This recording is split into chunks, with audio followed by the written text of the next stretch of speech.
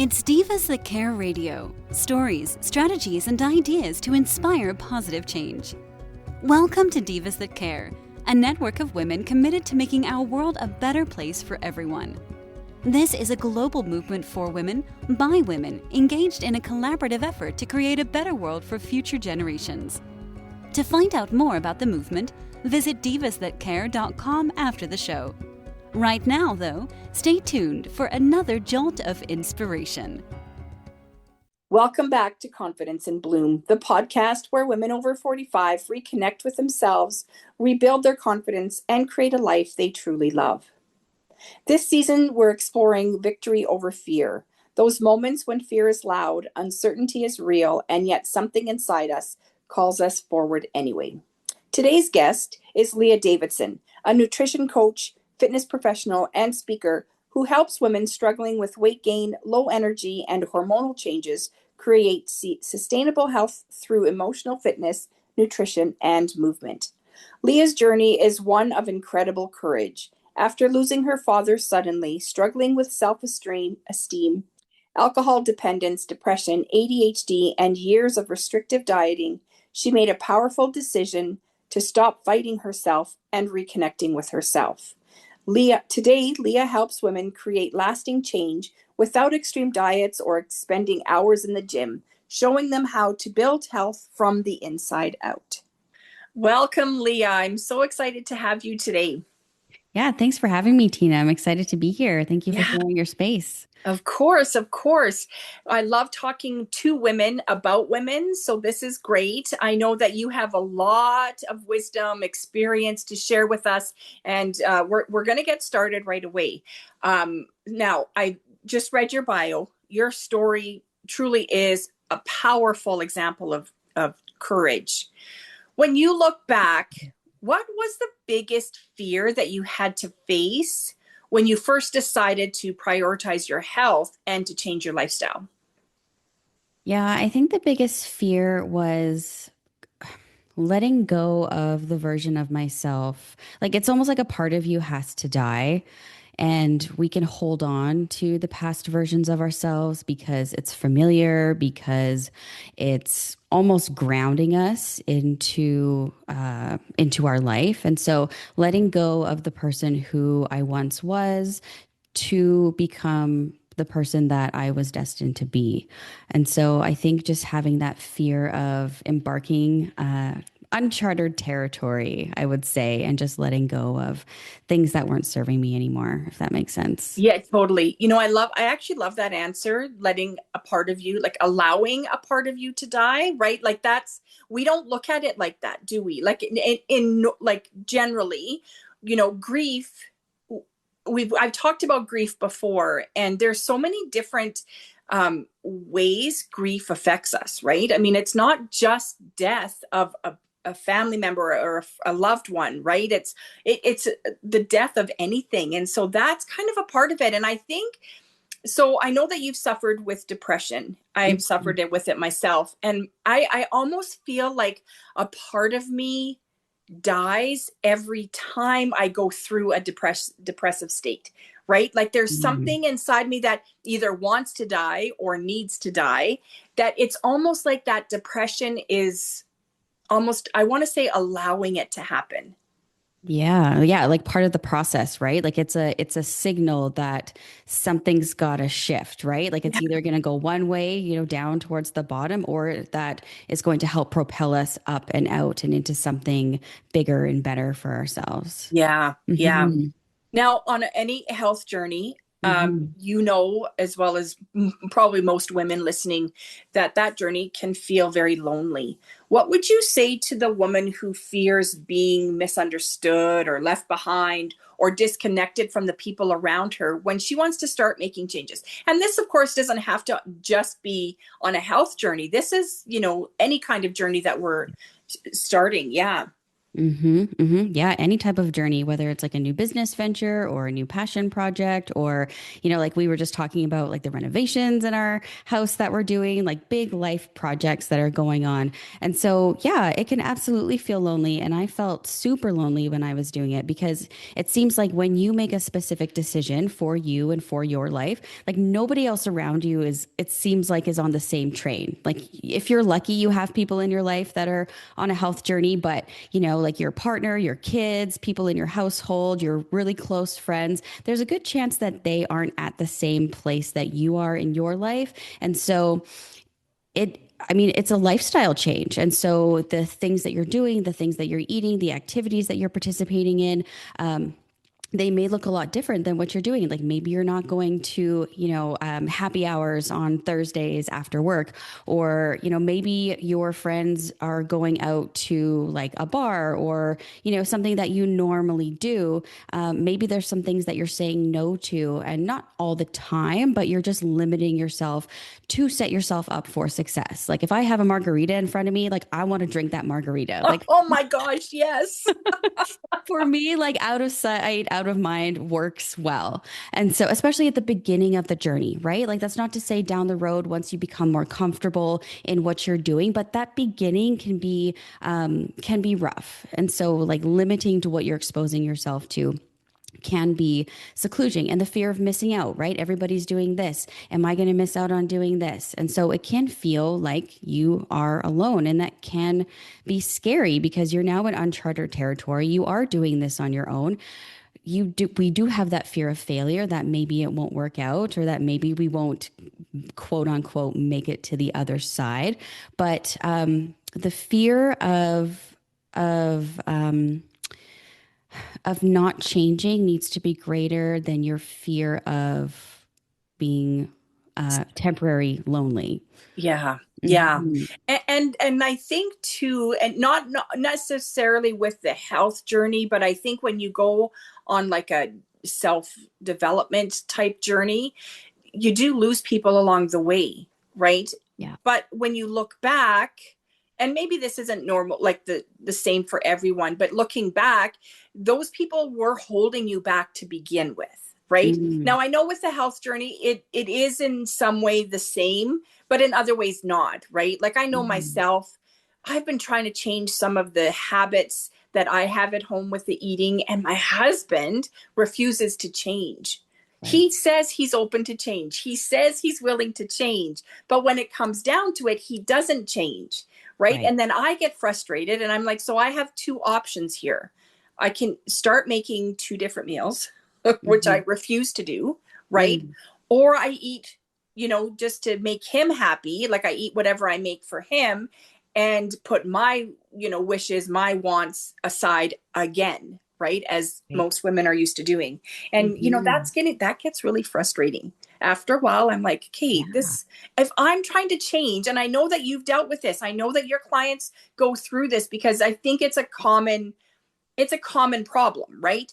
How do Mhm. you handle that? Like what do you do? Because it's so frustrating. Yeah. And it seems like when you're just starting your health journey, it's like you're so much more in tune to the things that are maybe standing in your way of that. And like you come home and yeah, like your hubby's on the couch eating ice cream, and you're like, oh, I just started. Like I just started. And now there's ice cream in front of me and this looks so good. And like, oh, okay, well, I guess I'll start You're on trying to Monday. kill me here. Yeah. Yeah.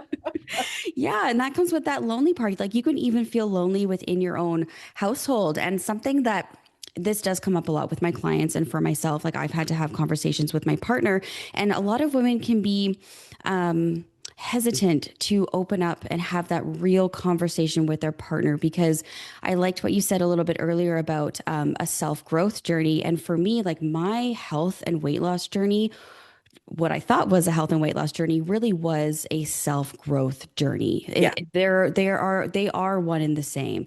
And so getting really clear on why it is. Like, why are you wanting to lose weight? Why are you wanting to change your health? Why do you want to eat healthier food than what you've been doing? Like, what is actually going on behind the scenes? What is it for you? Like, are you not feeling confident in your own body? Are you maybe not showing up fully in your work because you feel like you have to hold back and kind of hiding behind it? Like, really going through the layers and asking yourself, like, why is this so important to me? And then actually sitting down with your partner and having that conversation and being like, hey, like, this is where I'm at. This is where I'm feeling. This is how I'm feeling in my body. And it can be really hard to be vulnerable, even with our partners, the people that we live day in and day out with, because we're trying to be strong and maybe we don't want to put their stress on them, or we fear that they won't understand us. But the best way to break through that is to come from a place of love from your heart, and be really transparent with them and say, this is what I'm going through right now. You may not know this, but here's where I'm at. And this is what I'm trying to achieve. And is this something that you would be willing to support me on? And then talk about what that looks like. Like, maybe if he's eating ice cream, it's going to be like, it was out of the house. Like, you're going to go, like, take the kids out and say you're going for a bike ride and you're going to have ice cream. And then, like, whatever that looks Do like it for behind my you. back, Yeah. whatever it is, right? Yeah.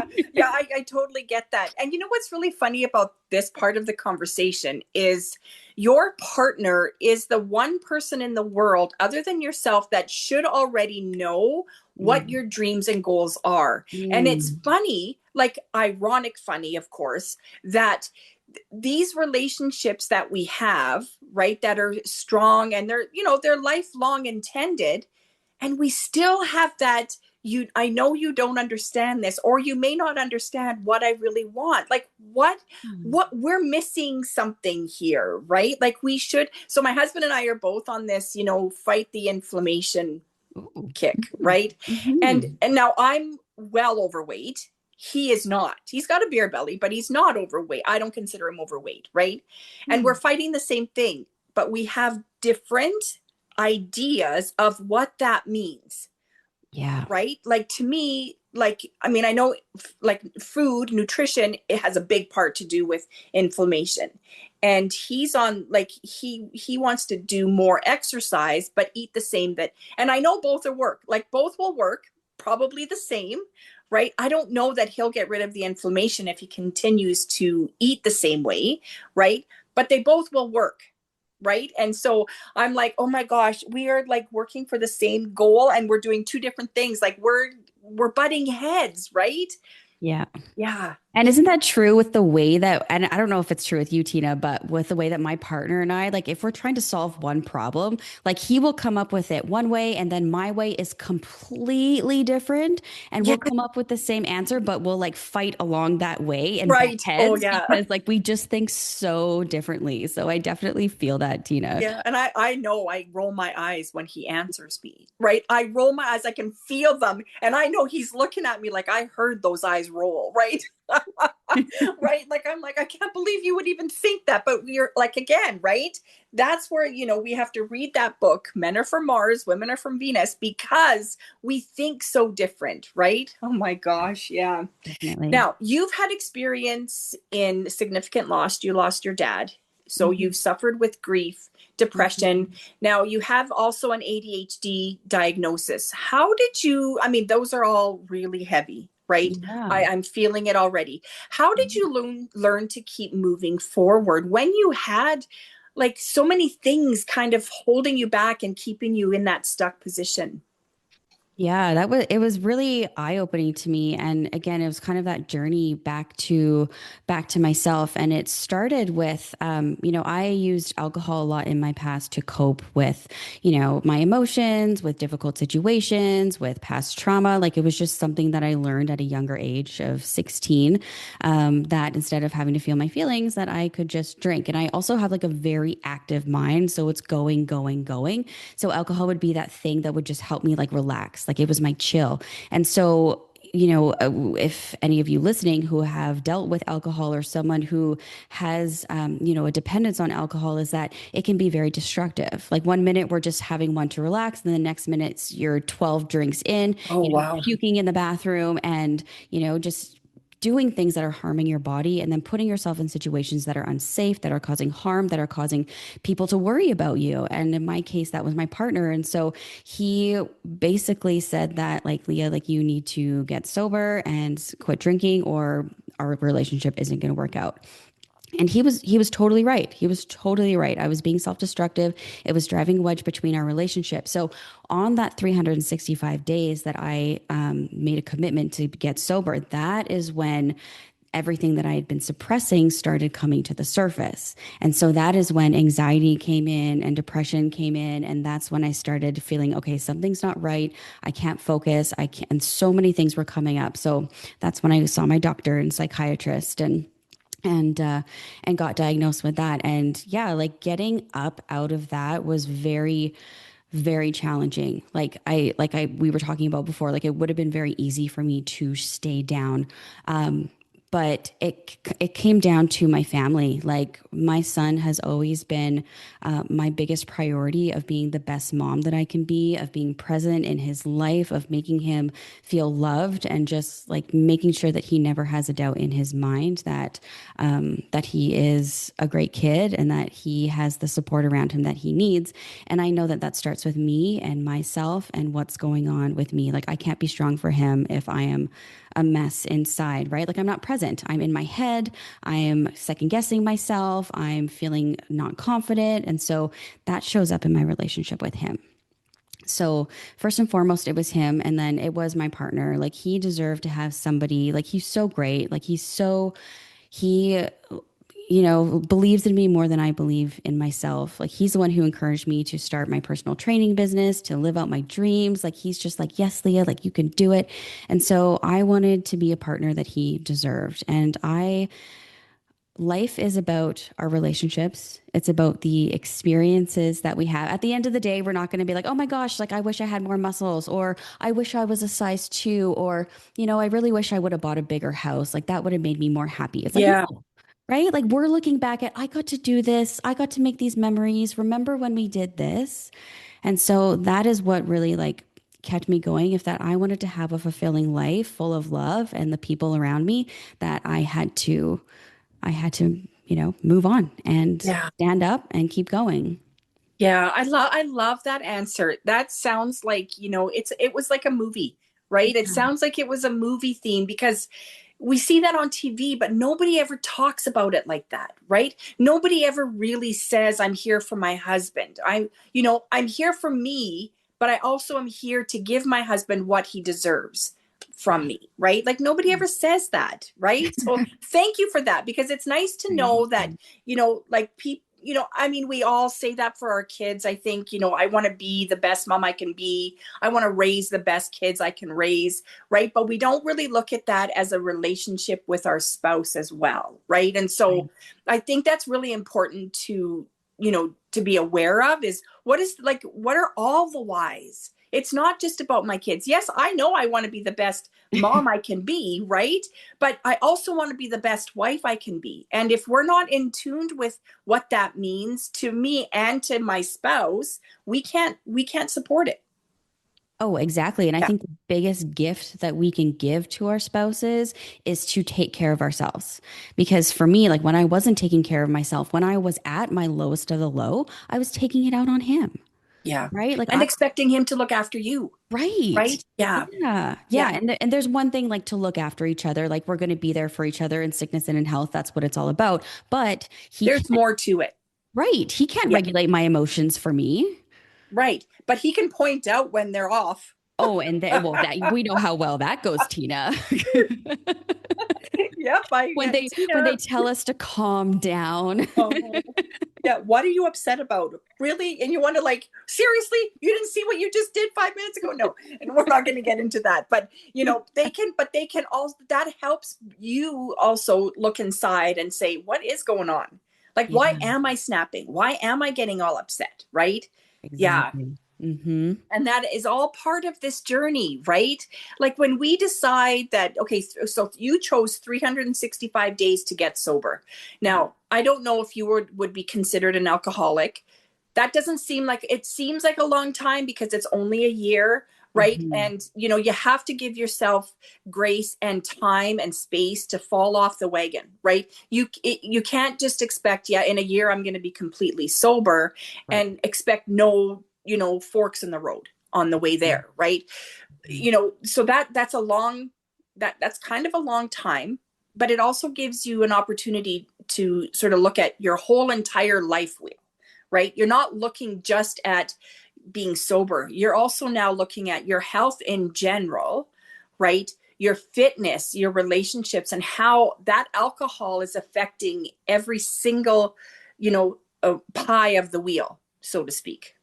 Oh, 100%. That's Yeah. kind of getting back to like a part of you must die, right? Because when you live in a life in a certain way, for me, it was alcohol. For other people, it's other things. But like everything revolves around that, Yeah. right? Like I didn't go golfing to go golfing. I went to go golfing to drink and sit in the cart. And so I had to relearn how to go golfing and have fun with it and worried that I was never going to have fun again.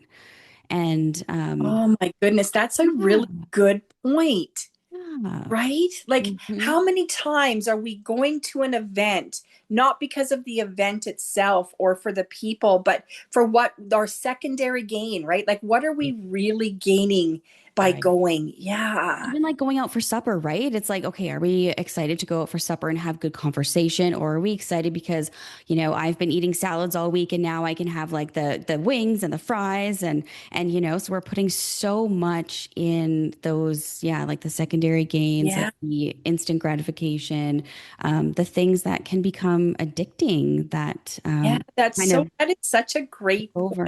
I go to restaurants for dessert.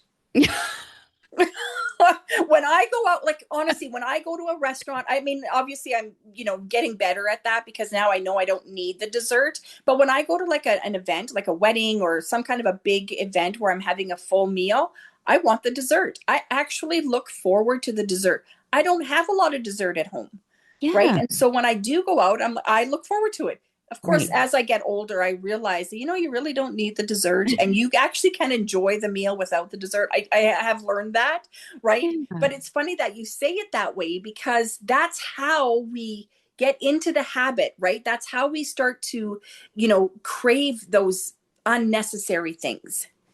Yeah. Exactly. Yeah. But I love what you said about like, I don't keep very much at home. So when I go out, that's something that I allow myself to enjoy guilt free and as it should, right? But you're not, like sitting at your desk at work, counting down the minutes, being like, oh my gosh, I get to go home and have dessert right away, right? Right. No. Like Yeah. No. that's, No. so it's having that balance. We want to be able to eat healthy 80% of the time. And that 20% of the time when there's a birthday party or there's an event or we decide to go out for a date night, it's like, yes, I want to go out and I want to enjoy those things, but they're not leading my life. Right. Right. Right? I mean, there was a time where they did lead my life, right? Like I was like Mhm. purposely going out for coffee so that I could have the cookie or the whatever, right? Yeah. And so, yeah, but then when you start to look at that and you go, wow, this has really become my pants are not fitting. And, you start looking at why are my pants not fitting? Right. And then you start looking, wow, I've really created a terrible habit there. Right. Right. And again, peeling back those layers, like what's going on for you, Yeah. right? Like, Yeah. Yeah, mhm, exactly. Exactly. mhm. Like, why am I really wanting that? Yeah. So, women, now we kind of touched on this earlier. We want everything to be like perfect, right? We want the perfect plan, the perfect timing, perfect motivation, which I know perfect motivation doesn't really exist, right? But we want it all before we actually get started, right? Now, I would love to know how you help your clients and yourself sort of embrace that progress over perfection, right? We've all heard that, right? Mhm. Progress over perfection. Perfection isn't real. So I'd love to know how you do embrace that. And also, I want to know how you teach it to your clients. Yeah, that's such a great question, Tina. And yeah, progress over perfection is something that I use very regularly, but it's like, what does that mean? And I think even for me, it was like this version of myself, right? Like this healthy, whatever that looks like for you.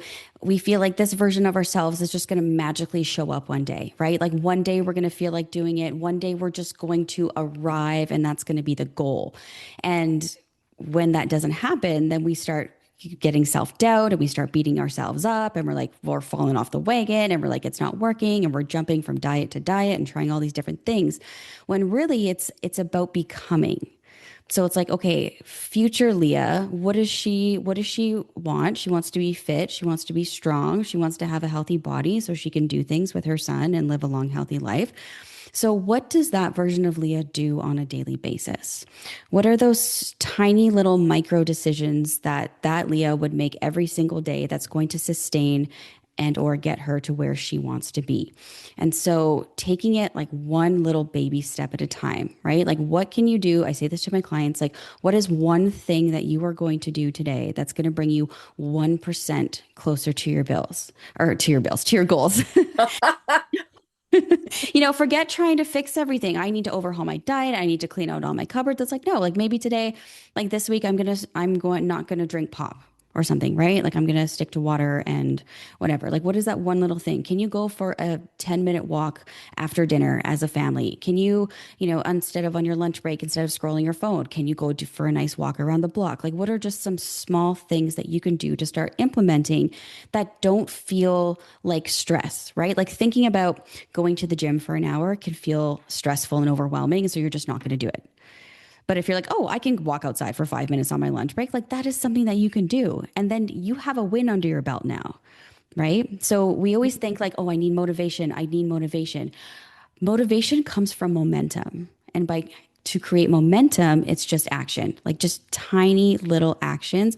And you'll start to feel better. You'll start getting your wins. You'll get those dopamine hits.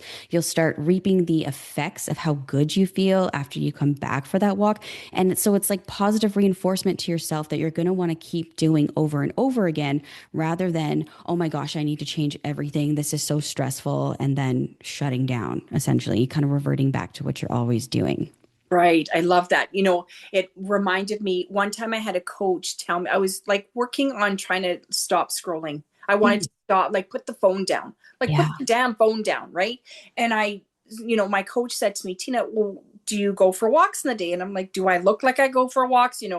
Typical. Right. And she said, well, why don't you set yourself a goal that if you want to play on your phone, there's nothing wrong, because there's nothing wrong with playing on your phone. Like nobody's Mm. telling you that you're wrong.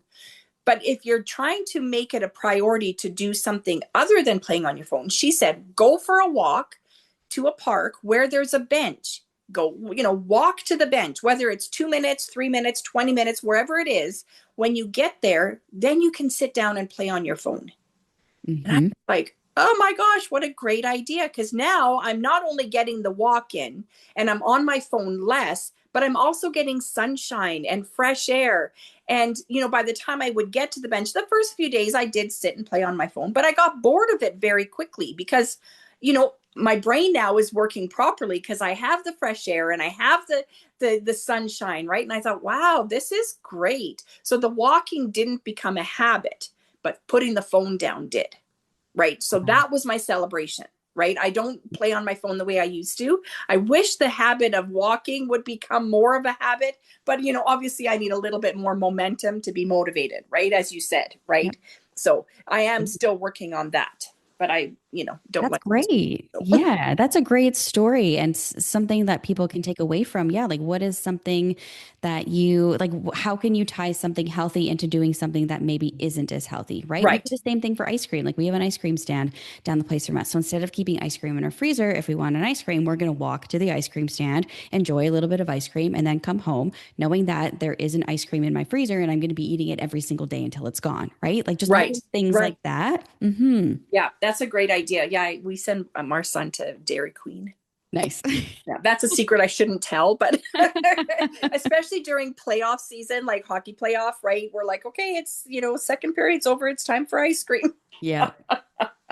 Now you have spoke about reconnecting yourself or reconnecting with yourself rather than fighting your body. So what does that look like in practical terms for women who have spent, years trapped in restrictive dieting, self-judgment, that whole binge restrict cycle, right? And we all know it, right? I mean, we all have some kind of intro to the diet culture, right? So yeah, that's what I want to know. How do you look at that? Hmm. Yeah, that's a great question. So yeah, reconnecting with yourself versus being caught up in. So when we think about the habits and behaviors that we have in life, a lot of them aren't our own, right? So we have been sort of programmed from the time that we were young. So did you live in a family where food was scarce, right? Like, did your family not have a lot of money? So now as an adult, you're choosing to, maybe you're overdoing it, right? Like when I moved out of my house, my parents didn't have a lot of money. And so I gained like the freshman 20 at 16 because it's like, I'm going to eat everything that I didn't have in the house and that I wasn't allowed to have, or whatever the case may be, right? So Yeah. looking at how you were brought up, were you you're going to sit at the table until you finish your food kind of thing? We do not waste food. So are we like, eating food even when we're not hungry because we don't want to waste it? So understanding our patterns from the past and how we grew up and like really reflecting on that. So starting by, if we have this thought in our head, like an all or nothing or like a restrict binge, like I can't have this, like asking yourself, like, where did this come from? Right. And challenging your thoughts, because your automatic thoughts are automatic. It doesn't mean that they're true. So, hey, I'm having this thought, like, you need to finish this or it's a waste. Okay, stop, pause. Is that true? Do I need to finish this? If I don't, is it a waste? Right? Like, can I put it in a container and put it back in the fridge? Can I, share it with somebody else? So really, again, and that's really connecting to yourself and to your inner thoughts and what's coming up. So that's a great way to start.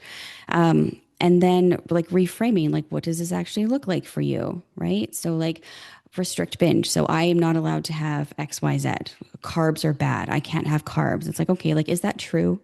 Like, are carbs really going to be the end all? Like, is something detrimental going to happen to you if you have carbs? For those of you who are wondering, it's not. Carbs are not the enemy. Eat the carbs. It's okay. Yeah, no, food is there to be eaten, right? Yeah. Exactly. Yeah. Yeah. But it's like, okay, so I'm going to have pasta for dinner, which is fine. But what is something that I can add onto my plate that's going to add more nutrients to my body? What is my protein source that I'm going to have? What is my fruit and vegetable source that I'm going to have? Right. So starting with challenging your thoughts and not judging. That is the biggest thing, is questioning yourself without judgment, questioning your thoughts, questioning your patterns. Why am I doing this? Yeah. Without beating yourself up over it and just Yeah. discovering. And not being like commentary, right? Like not adding, little comments like, yeah, you shouldn't have eaten that, but you did. So now you have to suffer. Like you don't need to do that to yourself. You ate it, right? You Yeah. ate it. Now you have to balance it out with something better now, right? If it was something that you feel you shouldn't have eaten. One time I was told there's no such thing as good foods and bad foods, Hmm. right? If you want to eat it, eat it. But if Hmm. like if it's like, high sugar, nobody has to tell you that it's not good for you, right? So if you're going to eat it, enjoy it because you're going to eat it, right? Your body will do better with it if you're actually enjoying it, and, not judging yourself. Right. And then the next time you eat, you just make sure that you have like the high protein or the more healthy foods Hmm. rather than just keep eating with the sugar, because that's what sugar does, right? The more we eat, the more we want to eat. So you knowing that, you need to balance it out, right? I mean, Hmm. I would think that that's pretty straightforward. Yeah. And believe it or not, Tina, like that whole eating, eating sugar, you want to eat it more. It's so funny having these conversations with my clients, because one of the things that we do is when they start with me is you have a fruit and vegetable goal. So it's a way to get more fiber. It's a way to get more vitamins into your diet. Your digestion is better. Like it just makes you feel better overall. And so, having a plant at every meal is kind of a staple. So if a fruit, vegetable, potato, whether it grows in the ground, like it's all fair game. And so I have like a client who's, a couple months in, and she goes, like, she's eating like a lot of fruits and vegetables, and she goes away on a trip and she comes back and she's like, Leah, like I did not have access to my fruit and vegetables. She's like, I am actually craving. I actually miss eating those fruits and vegetables. So when you can get into a habit that's long enough where your body starts to realize, oh, hey, this is the food that I'm supposed to be eating. This actually makes me feel good, that you will start to crave the foods that make your body feel good. So it sounds like foreign in that, hey, there's no way I'm going to crave a vegetable, Leah, but I bet if you try it that Yeah. It Yeah, happens. I It see it. happens. I've been Mhm. eating out for a month and yeah, I'm like, I want a fruit. I want, Right. right? Like I want an apple. I want, and then now of course nectarines are out. I'm like, oh, I can't wait. I have had like, I'm sure I've had 8 this week already, right? Like they're just so Right. good and they're so fresh. But again, like it's not like you can overeat with fruit, right? Sure. I mean, sure, there's lots of sugar in it, right? Your body's gonna, not want all of it, but it's gonna do what it needs to do, and then the rest is like everything else. But if you eat nothing but crap, right, your body can only do Mhm. so much with the crappy foods, right? Mhm. Yeah, yeah. Yep. Exactly. So now I know that you often encourage women to remember their why, and we did talk about that a little bit earlier. For someone listening today who knows they need to make changes but feel maybe a little afraid, what's one small courageous step that they could take that they could move that? I know you kind of mentioned it already, but like what's one thing that they could do that would bring them that 1% closer? Hmm.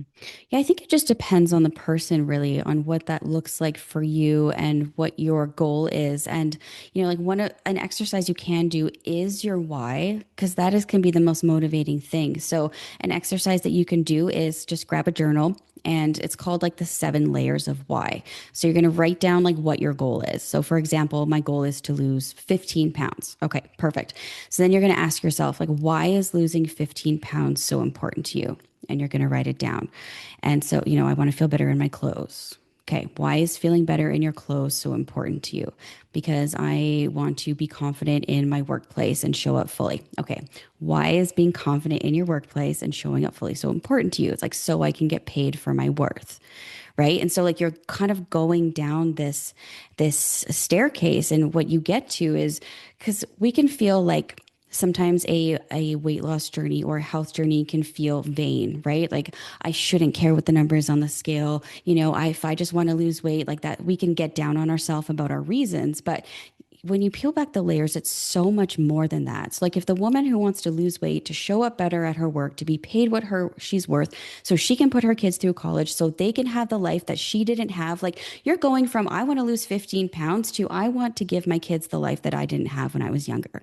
Right, right. And sometimes, we might know it, right? We might Mhm. know it before we ask the question, but we don't know that that's the real why, right? Right. Because especially losing weight, right? I know myself, I've had family and friends tell me like my entire life you should lose weight, right? Mm, And part of me is like, yeah, I know, right? You mm, don't need to tell me. I know that. But then part of me is like, I'm not going to lose weight for you, right? If you don't like the way I look, sorry, right? But the truth is I need to lose weight for me, right? And me, it's I mean, yeah, well, I want to look like, I want to look like a size 2, right? I would love that. But it's also not realistic for me, right? And I need to accept that, right? Can I ever be the size 2 that I want to be, right? And of course, I mean, I've been on this earth long enough now that I've tried many different diets, right? And so eventually, and this is what diet culture does, right? They set you up to fail. And so the more we fail, the more trust we lose in ourselves, right? And so then we're like, well, I can't lose weight. I can't do this. I can't do that, right? And then our why changes, right? mm, Why should I lose weight? mhm. Like I'm not going to. And if I do, I'm just going to put it back on, Right. right? And so the diet culture is what messes us up. And so I think the basis of what you teach women is more about, you know, why do you want to feel better in your body? What can your body provide you so that it's not about, what the rest of the world wants from you, right? Exactly. Yeah. And that's what's going to get you out of the bed in the morning. And that's what's going to help you keep going is that really deep meaning where like really it comes down to like the meaning of your life, like what your purpose is, like what you're really trying to accomplish. And if you don't know the answers to those questions, then like start with this exercise, because that is the place that we need to start, is when you have that clarity. And yeah, I loved what you talked about with diets, is absolutely they set you up to fail. Like you have to buy our product or you're not going to see success. Well, you buy the product, you see success. As soon as you stop, then you lose your progress, right? Maybe you Yeah. gain it back, maybe you gain back that plus some, right? And Which in so, most cases is the case, right? right. Yeah. Hmm. Right. And then when you Exactly. hate yourself, you hate the way you look no matter what. Yeah, Right. yes. Yeah. Hmm. Yeah. And that's that whole that we're coming in full circle now, right? That's that coming back to yourself, loving yourself again, and getting deeply rooted into what's best for you, not Yeah. what's best for them, not what you should, would, could, get rid of all of those. Like what's important for you. And once you get that clarity and start to, we know what healthy food is. We do, right? We know that, vegetables are good for us. We know that fruit's good for us. We know that we need to protein and meat and, like potatoes and stuff, like meat and potatoes. Like we're meat and potatoes people. Like, I don't know if that's for where you are, Tina, but for where we are, that's what we That- eat. yeah. And that's great. And Yeah. that's great. So it's just kind of getting in front of what's sabotaging us and why is it sabotaging us, right? Like why do we keep going this way and not going this way and just getting real with ourselves and being honest with ourselves. And something that's really cool about this journaling exercise about finding your deeper why is that write it out, like pen to paper. Don't type it. Don't think about it. Write it. Because as you're writing, your subconscious is going to start bringing things forward. Your Yes. conscious mind is will either like block, right? So do it quick. Don't second guess yourself. Your conscious brain's going to try to tell you this is silly. Like just keep writing, and the truth will come forth, and you may be surprised about what comes forward. And again, just keep your mind open, just be curious, and like just take that time to connect with yourself and what your needs truly are. Yeah, I love that you brought that up. So one thing that I always tell my clients is before we start like any kind of goal setting session, sit in your chair and be present. So you need to notice what's around you. Like you need to see things and feel things and hear things and make sure that your body is truly present. Mm. And then, like you said, the unconscious will come up and that's who will answer the question, right? It's not the logical brain, it's not the emotional brain. It's your unconscious that you need to answer these questions with. And then your unconscious will support you in the goals that you set. 100%. Like Yeah. we have such an inner knowing, and there's so much wisdom within each and every one of us. And I love what you said about that. Just give your inner wisdom that space, Yeah. ground, take a breath, be present, and just let it come forth Yeah. because the And answers are trust inside of it, you. Trust, right? yes, that is, Trust it. yes. Yeah. Mhm. Like I know myself, I struggled with that for years. I would get this like message and I'd be like, I don't know where the hell that's coming from, right? And I would like totally push it aside. But what I've learned now in the last few years is that message actually means something, right? So listen to it, trust it. Yeah. It Yeah. might not be what you want to hear. That's where people get a little bit, I don't know, right? But if you listen to it, it will guide you where you need to go. Yeah. And I still struggle with that, Tina. I think that's like a ongoing journey Oh, for I think me me to, too. Like I think, I mean, I sound like I'm a pro, but believe me, I am not a pro. But I know how it works. And so, my job is to guide myself and to allow myself to be guided, right? And that's where the key is, right? If we just allow ourselves to let it happen and let it be, right, we would probably even surprise ourselves.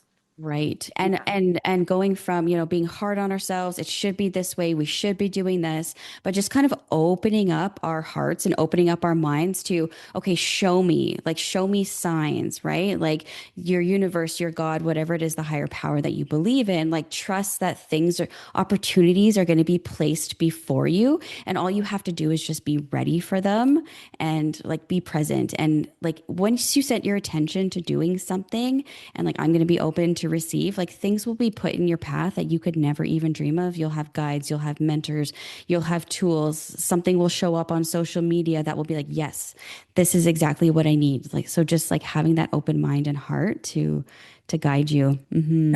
But yes, thank you so much today for joining me, sharing your story. I mean, obviously you've reminded all of us that courage isn't about having no fear, right? But it's choosing to move forward regardless of the fear.